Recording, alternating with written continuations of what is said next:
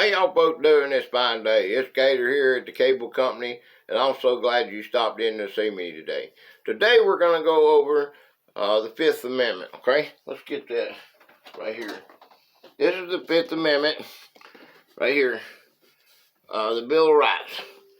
No person shall be held to answer for a capital or otherwise infamous crime unless on the presentment or indictment of the grand jury. Okay, this is the Fifth Amendment. It was issued 12/15/1791. It expires never. Okay. Background before adoption. On June 8, 1789, Congressman James Madison introduced several proposed constitutional amendments during a speech to the House of Representatives. His draft language that later became the Fifth Amendment was as follows. No person shall be subject, except in cases of impeachment, or more than one punishment or trial for the same offense, or nor shall be compelled to be a witness against himself, nor be deprived of life, liberty, or property without due process of law, or be obliged to relinquish his property where it may be necessary for public use without just compensation, except in cases of impeachment, in cases arising in land or naval forces, or the militia, when on actual service, in time of war or public danger, in all crimes punishable with loss of life or member. Presentment or indictment by a grand jury shall be an essential preliminary. The draft was edited by Congress. All the material before the first ellipsis was placed at the end, and some of the wording was modified. After approval by Congress, the amendment was ratified by the states on December 15, 1791, as part of the Bill of Rights. Every one of the 5 clauses in the final amendment appeared in Madison's draft, and in their final order, those clauses are the Grand Jury Clause, which Madison had placed last, the Double Jeopardy Clause, the Self-Incriminating Clause, the Due Process Clause, and the Taking Clause. Okay, now, we're going to get into this real deep here now. There it is right there, the Fifth Amendment. Okay, you see that? In cases arising from land or naval forces or in the militia, when in actual service in time of war or public danger, nor shall any person be subject to the same offense to be twice put in jeopardy of life or limb, nor shall be compelled in any criminal case to be a witness against himself, nor to be deprived of life, liberty, or property without due process of law, nor shall private property be taken for public use without just compensation. There it is. Okay, now let's break it down. We got the grand jury clause. Okay, now let's bring that on down. Now the grand jury clause is limiting governmental powers, focusing on criminal procedures, because, as stated by the U.S. Supreme Court in the United States versus Cotton, 2002, the Fifth Amendment grand jury right serves a vital function in providing for a body of citizens that acts as a check on its prosecutorial power. No doubt that is true. Okay? In 1779, he put it in 5 the Founders' Constitution. This just goes on, but that is surely no less true of the Sixth Amendment, right to a petite jury, which, unlike the grand jury, must find guilt beyond a reasonable doubt. The grand jury is a pre-constitutional common law institution. The Supreme Court ruled against incorporating this right, extending it to the states.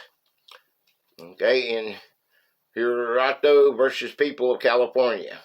Most states have alternative civil processes, although state systems of criminal procedure differ greatly among themselves. The grand jury is similarly guaranteed by many states' constitutions and plays an important role in fair and executive law enforcement in the overwhelming majority of the states. Grand juries which return indictments in many criminal cases are composed of a jury of peers and operate in closed deliberation proceedings. They are given specific instructions regarding the law by the judge. Many constitutional restrictions that apply in court or in other situations do not apply during the grand jury proceedings. Okay, so what does this tell us? Okay, well, this tells us that the Fifth Amendment guarantees that the grand jury has got to come in. Now let's move on. All right, we're gonna move on to the next one. This thing jumps. uh, Double jeopardy. Okay, in double jeopardy, it says in life or limb you can't be charged with the same offense.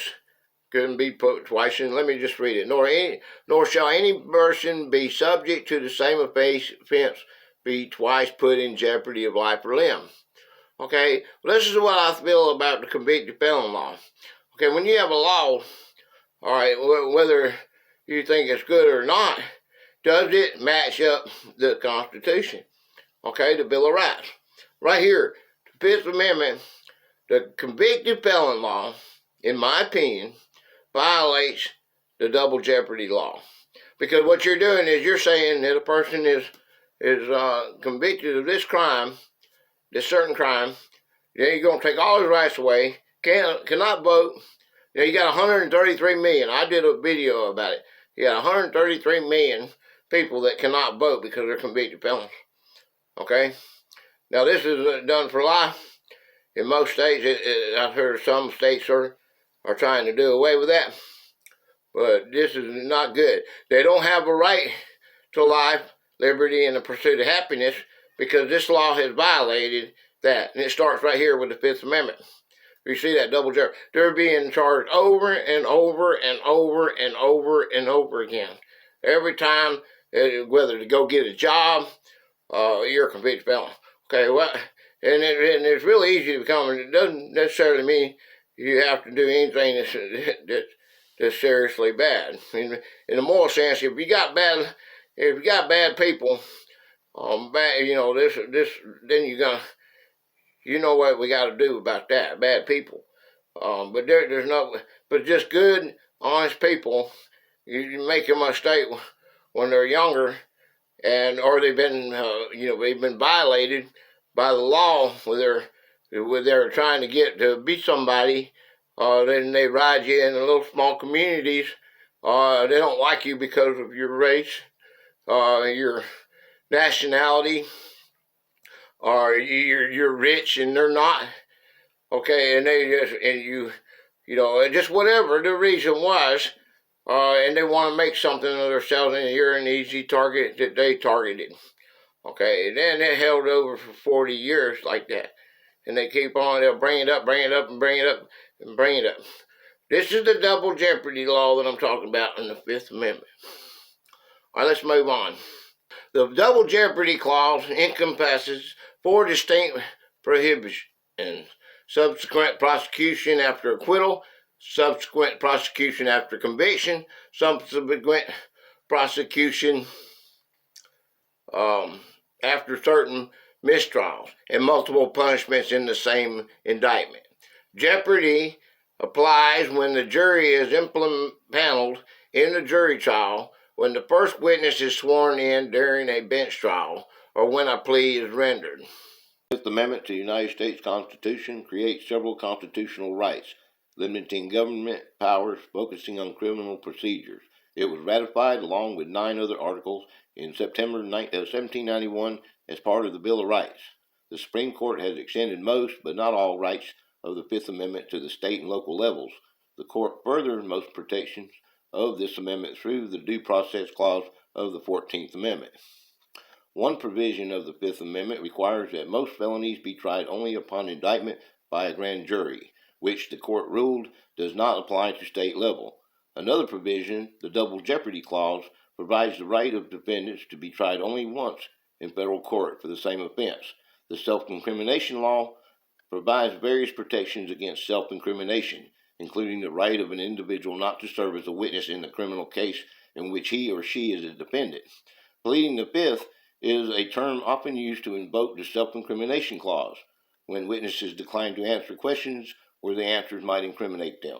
In the 1966 landmark case Miranda versus Arizona, the Supreme Court held that the self-incrimination clause requires police to issue a Miranda warning to criminal suspects interrogated while in the police custody. The Fifth Amendment also contains the taking clause, which allows the federal government to take private property for public use. if the government provides just compensation. The 14th Amendment.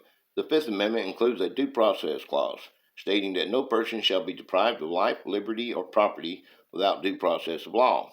The Fifth Amendment's due process clause applies to the federal government, while the 14th Amendment's due process clause applies to the state governments.